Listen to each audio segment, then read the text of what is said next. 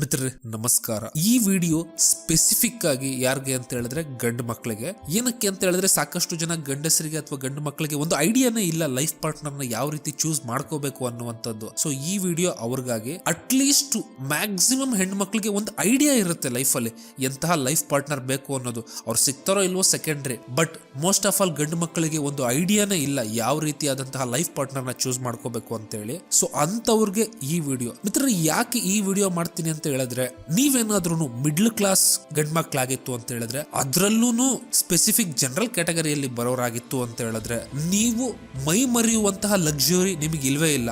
ಯಾಕೆ ಅಂತ ಹೇಳಿದ್ರೆ, ಮೊದ್ಲೇ ಮಿಡ್ಲ್ ಕ್ಲಾಸ್ ಅಲ್ಲಿ ಹುಟ್ಟಿರೋದ್ರಿಂದ ನಿಮಗೆ ಹಣದ ಬಲ ಇರೋದಿಲ್ಲ ಅಥವಾ ದೊಡ್ಡ ಫ್ಯಾಮಿಲಿ ಸ್ಟೇಟಸ್ ಪವರ್ ಇರೋದಿಲ್ಲ. ನಿಮ್ಮ ಹತ್ರ ಇರುವಂತಹ ಒಂದೇ ಒಂದು ಆಯುಧ ಏನಂತ ಹೇಳಿದ್ರೆ ನಿಮ್ಮ ಎಜುಕೇಶನ್. ಅದ್ರಲ್ಲೂ ಮೆಟೀರಿಯಲ್ ಎಜುಕೇಶನ್ ಅಂತಹ ಏನು ಡಿಫರೆನ್ಸ್ ಅನ್ನ ಕ್ರಿಯೇಟ್ ಮಾಡೋದಿಲ್ಲ. ಸೊ ಜ್ಯೋತಿಷ್ಯದ ಒಂದು ಸಣ್ಣ ನಾಲೆಡ್ಜು ಅಥವಾ ಸ್ಪಿರಿಚುವಲ್ ಆಧ್ಯಾತ್ಮಿಕತೆಯ ಒಂದು ಸಣ್ಣ ನಾಲೆಡ್ಜು ನಿಮ್ಮ ಲೈಫ್ ಅಲ್ಲಿ ಬರುವಂತಹ ಸಾಕಷ್ಟು ಪ್ರಾಬ್ಲಮ್ ಅನ್ನ ಕೌಂಟರ್ ಮಾಡಕ್ಕೆ ಹೆಲ್ಪ್ ಮಾಡುತ್ತೆ. ಯಾಕೆ ಅಂತ ಹೇಳಿದ್ರೆ, ಪ್ರಪಂಚ ಇವತ್ತು ಹೊರಗಡೆ ಹೇಗಿದೆ ಅಂತ ಹೇಳಿದ್ರೆ, ಒಂದು ಮಿಡ್ಲ್ ಕ್ಲಾಸ್ ಹುಡುಗರಿಗೆ ರೈಟ್ ಫ್ರಮ್ ನಿಮ್ಮ ಮನೆಯಿಂದ ಹೊರಗಡೆ ಕಾಲಿಟ್ಟ ತಕ್ಷಣ ಎಲ್ಲರೂ ನಿಮ್ಮ ಎನಿಮಿಗಳೇ. ಯಾಕೆ ಅಂತ ಹೇಳಿದ್ರೆ, ಎಲ್ಲರೂ ನಿಮ್ಮ ಹತ್ರ ಏನೋ ಒಂದು ಕಿತ್ಕೋಬೇಕು ಅಂತ ಕಾಯ್ತಾನೆ ಇರ್ತಾರೆ. ಸೊ ಇಂತಹ ಸಮಯದಲ್ಲಿ ನಿಮಗೆ ಮೈ ಮರೆಯುವಂತಹ ಲಕ್ಸುರಿ ಖಂಡಿತ ಇಲ್ಲ. ಸೊ ಇದು ಪಬ್ಲಿಕ್ ಪ್ಲಾಟ್ಫಾರ್ಮ್ ಆಗಿರೋದ್ರಿಂದ ಇದ್ರ ಬಗ್ಗೆ ಇನ್ನು ಹೆಚ್ಚು ಹೇಳೋದಕ್ಕಾಗೋದಿಲ್ಲ. ಇನ್ನು ಎರಡನೇದಾಗಿ ಹೇಳ್ಬೇಕಂತ ಹೇಳಿದ್ರೆ, ಈಗ ನಾನೊಂದಿಷ್ಟು ಪ್ಲಾನೆಟ್ಸ್ ಗಳ ಬಗ್ಗೆ, ಮನೆಗಳ ಬಗ್ಗೆ, ಒಂದಿಷ್ಟು ಕಾಂಬಿನೇಷನ್ ಗಳ ಬಗ್ಗೆ ನಾನು ಮಾತಾಡ್ತೀನಿ. ಅಗೈನ್ ಅದನ್ನು ನಾನು ತೀರಾ ಡಿಪ್ಲೊಮ್ಯಾಟಿಕ್ ಆಗಿ ಹೇಳ್ಬೇಕಾಗುತ್ತೆ ಹೊರತು ಪೂರ್ತಿ ಹೇಗಿದೆಯೋ ಹಾಗೆ ರಾಗಿ ಹೇಳೋದಕ್ಕಾಗೋದಿಲ್ಲ. ಯಾಕೆ ಅಂತ ಹೇಳಿದ್ರೆ ಇದು ಪಬ್ಲಿಕ್ ಪ್ಲಾಟ್ಫಾರ್ಮ್ ಆಗುತ್ತೆ. ಮಿತ್ರರೇ, ಮೊದಲನೇದಾಗಿ ಈಗ ನಾನು ಹೇಳುವಂತಹ ಕಾಂಬಿನೇಷನ್ಸ್ ಅಥವಾ ಕಂಜಂಕ್ಷನ್ಸ್ ಗಳೇನಿದಾವೆ, ನಿಮ್ಗೆ ಇದು ಯಾವ ಬುಕ್ ಅಲ್ಲೂ ಸಿಗೋದಿಲ್ಲ. ಇದು over A period of time experience ಅಲ್ಲಿ ಬೇರೆ ಬೇರೆ ಚಾರ್ಟ್ ಗಳನ್ನ ನೋಡಿ, ಬೇರೆ ಬೇರೆ ರೀತಿಯಾದಂತಹ ಅನಾಲಿಸಿಸ್ ಗಳನ್ನ ನೋಡಿ ನಾನು ನಿಮ್ಗೆ ಹೇಳ್ತಾ ಇರುವಂತದ್ದು. ಯಾಕೆ ಅಂತ ಹೇಳಿದ್ರೆ, ನೀವು ಬೃಹತ್ ಪಾರಶರ ಹೊರಶಾಸ್ತ್ರ ಇವುಗಳನ್ನ ನೋಡ್ತು ಅಂತ ಹೇಳಿದ್ರೆ, ಅಲ್ಲಿ ಸ್ತ್ರೀ ಜಾತಕ ಅಂತ ಹೇಳ್ಬಿಟ್ಟು ಒಂದು ಸಣ್ಣ ಯೂನಿಟ್ ಇದೆ. ಅಲ್ಲಿ ಯೂಶಲಿ ಅವರು ಮಾತಾಡುವಂತದ್ದು ಕೆಲವೊಂದು ಸಣ್ಣ ಕಾಂಬಿನೇಷನ್ ಗಳ ಬಗ್ಗೆ. ಬಟ್ ಅದು ಆವತ್ತಿನ ವಿಷಯಕ್ಕೆ ಅಥವಾ ಆವತ್ತಿನ ಟೈಮ್ ಲೈನ್ಗೆ ಕರೆಕ್ಟ್ ಆಗಿರ್ತಿತ್ತು. ಬಟ್ ಇವತ್ತಿಗೆ ಅದು ಅಪ್ಲೈ ಆಗೋದಿಲ್ಲ. ಯಾಕಂತ ಹೇಳಿದ್ರೆ ಕಾಲಮಾನ ಬಹಳ ಬದಲಾಗಿದೆ ಅದರಿಂದ. ಸೊ ಮೊದಲನೇದಾಗಿ ನಿಮ್ಮ ವೈಫ್ ಅಥವಾ ನಿಮ್ಮ ಪಾರ್ಟ್ನರ್ನ ಜಾತಕ ನೋಡ್ಬೇಕು ಅಂತ ಹೇಳಿದ್ರೆ, ಅಥವಾ ಯಾರು ಫ್ರೆಂಡೇ ಅಂತ ಅನ್ಕೊಳ್ಳಿ, ಮೊದಲನೇದಾಗಿ ಬೆನಿಫಿಕ್ಸ್ಗಳು ಯಾರು? ಗುರು, ಶುಕ್ರ, ಚಂದ್ರ ಮತ್ತು ಬುಧ. ಇವುಗಳಿಗೆ ಅಫ್ಲಿಕ್ಷನ್ ಅಂದ್ರೆ ಬಾಧೆಗಳು ಇರಬಾರ್ದು. ಇದ್ರೂ ಒಂದ್ ಬಾಧೆ ಈಸ್ ಫೈನ್, ಒಂದು ಮ್ಯಾಲಿಫಿಕ್ ಅಫ್ಲಿಕ್ಷನ್ ಈಸ್ ಫೈನ್. ಯಾಕೆ ಅಂತ ಹೇಳಿದ್ರೆ ಒಂದು ಮ್ಯಾನೇಜಬಲ್ ರೆಮಿಡಿಗಳಿಂದ ಆರಾಮಾಗಿ ಕ್ಯೂರ್ ಮಾಡ್ಕೋಬಹುದು.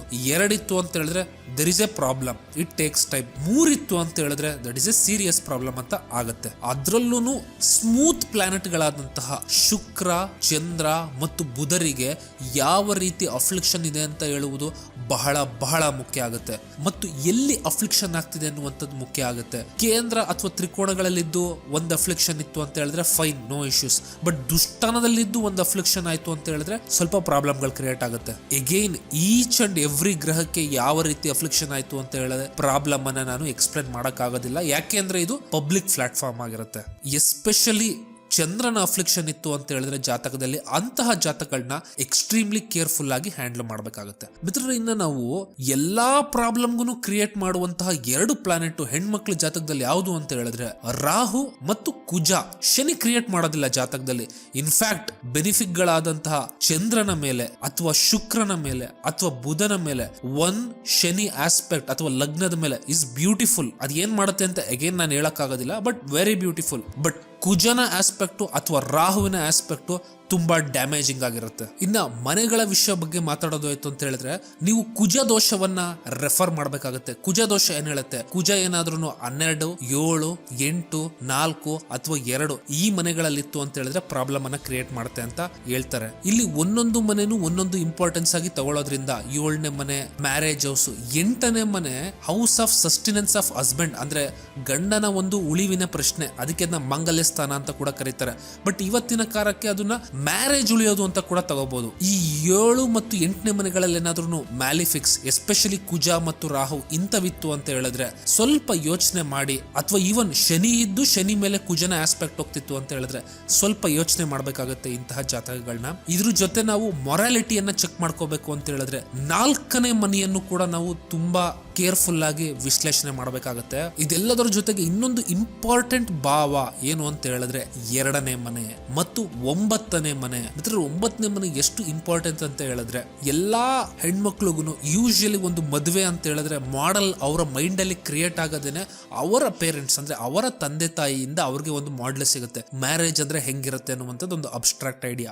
ಸೊ ಅವರ ಜಾತಕದಲ್ಲಿ 4 ಮತ್ತು 9, 10 ಈ ಒಂದು 3 ಮನೆಗಳಿಂದ ಕೇರ್ಫುಲ್ ಆಗಿ ಅಲೈಸ್ ಮಾಡಿದ್ರೆ ಅವರ ಪೇರೆಂಟ್ಸಿನ ಒಂದು ಮ್ಯಾರಿಟಲ್ ಲೈಫ್ ಹೇಗಿದೆ ಅನ್ನುವಂಥದ್ದು ಒಂದು ಐಡಿಯಾ ಸಿಗುತ್ತೆ. ಆದ್ರಿಂದ 9ನೇ ಮನೆಯಲ್ಲಿ ಎಷ್ಟು ಬೆನಿಫಿಟ್ಸ್ ಗಳಿರ್ತಾವೋ ಅಷ್ಟು ಒಳ್ಳೆಯದು. ಇನ್ ಕೇಸ್ ಮ್ಯಾಲಿಫಿಕ್ಸ್ ಗಳಿದ್ರು ಯಾರಿದ್ದಾರೆ ಅವ್ರು ಏನ್ ಮಾಡ್ತಿದ್ದಾರೆ ಅನ್ನುವಂಥದ್ದು ಬಹಳ ಬಹಳ ಮುಖ್ಯ ಆಗುತ್ತೆ. ಇನ್ನ 2ನೇ ಮನೆ ಏನನ್ನ ತೋರಿಸುತ್ತೆ ಅಂತ ಹೇಳಿದ್ರೆ ಅವರ ಸಂಸ್ಕಾರವನ್ನ ತೋರಿಸುತ್ತೆ, ಅವ್ರು ಯಾವ ರೀತಿ ಬೆಳೆದು ಬಂದಿದ್ದಾರೆ ಅನ್ನುವಂಥದ್ದು ತೋರಿಸುತ್ತೆ. ಸೊ ಆ ಮನೆ ಮತ್ತು ಆ ಮನೆಯ ಈಗಿಷ್ಟು ಹೇಳಿದಂತಹ ಮನೆಗಳ ಅಧಿಪತಿಗಳು ಕೂಡ ಚೆನ್ನಾಗಿ ಪ್ಲೇಸ್ ಆಗಿರಬೇಕು. ಅಗೇನ್ ನೀವು ಈ ತರ ಐಡಿಯಲ್ ಆಗಿ ಒಳ್ಳೆ ಪ್ಲೇಸ್ಮೆಂಟ್ ಅನ್ನ ನೋಡಕ್ಕೆ ಚಾನ್ಸ್ ಇಲ್ಲ. ಬಟ್ ಅಟ್ಲೀಸ್ಟ್ ಒನ್ ಅಫ್ಲಿಕ್ಷನ್ ಇತ್ತು ಅಂತ ಹೇಳಿದ್ರೆ, ಒಂದು ಮ್ಯಾಲಿಫಿಕ್ ಅಫ್ಲಿಕ್ಷನ್ ಇತ್ತು ಅಂತ ಹೇಳಿದ್ರೆ ಡೀಲೆಬಲ್, ಅದನ್ನ ನೀವು ಆರಾಮಾಗಿ ಡೀಲ್ ಮಾಡಬಹುದಾಗಿರುತ್ತೆ ಏನೇ ಪ್ರಾಬ್ಲಮ್ ಇದ್ರು. ಬಟ್ ಒಂದಕ್ಕಿಂತ ಜಾಸ್ತಿ ಇತ್ತು ಅಂತ ಹೇಳಿ ಅಗೇನ್ ಅಥವಾ ದುಷ್ಟನದಲ್ಲಿದ್ದು ಅಫ್ಲಿಕ್ಷನ್ಗೆ ಒಳಗಾಗಿತ್ತು ಅಂತ ಹೇಳಿದ್ರೆ ನೀವು ಅಂತಹ ಒಂದು ಜಾತಕವನ್ನ ಹುಷಾರಾಗಿ ವಿಶ್ಲೇಷಣೆ ಮಾಡಬೇಕಾಗುತ್ತೆ. ಮಿತ್ರರೇ, ಇದಿಷ್ಟು ಕೇವಲ ಕ್ವಾಲಿಟಿ ಆಫ್ ಪಾರ್ಟ್ನರ್ನ ತಿಳ್ಕೊಳ್ಳಕ್ಕೆ, ಯಾವ ರೀತಿಯ ಸ್ವಭಾವದವ್ರ ಜೊತೆ ಇದ್ದೀರಾ ಅನ್ನುವಂಥದ್ದು. ಇನ್ನು 2ನೇದಾಗಿ ಮದುವೆ ಆಗ್ತಿದ್ದೀರಾ ಅಂತ ಹೇಳಿದ್ರೆ ಮ್ಯಾಚ್ ಮೇಕಿಂಗ್ ಅಂತ ಹೇಳಿದ್ರೆ ನಿಮ್ಮ ಜಾತಕ ಅವರ ಜಾತಕ ಹೊಂದುತ್ತಾ ಅನ್ನುವಂಥದ್ದು ಕೂಡ ನೀವು ಚೆಕ್ ಮಾಡ್ಕೋಬೇಕಾಗತ್ತೆ. ಮಿತ್ರರೇ, ಇದಿಷ್ಟು ಜಾತಕದಿಂದ ಚೆಕ್ ಮಾಡ್ಕೊಳ್ಳೋದಾಯ್ತು ಅಂತ ಹೇಳಿದ್ರೆ ಕೇವಲ ನೋಡಿ ಅಥವಾ ಮಾತಾಡಿ ಇದರಿಂದ ನೀವು ಸಾಕಷ್ಟು ಐಡೆಂಟಿಫಿಕೇಶನ್ ಗಳನ್ನ ಮಾಡ್ಕೋಬಹುದು, ನಿಮ್ಮಲ್ಲಿ ಬೇಕಾದಷ್ಟು ಬುದ್ಧಿ ಇತ್ತು ಅಂತ ಹೇಳಿದ್ರೆ. ಸೊ ಈ ವಿಡಿಯೋ ನಿಮ್ಗೆ ಇಷ್ಟ ಆಯ್ತು ಅಂತ ಹೇಳಿದ್ರೆ ಲೈಕ್, ಶೇರ್ ಮತ್ತು ಸಬ್ಸ್ಕ್ರೈಬ್ ಮಾಡಿ.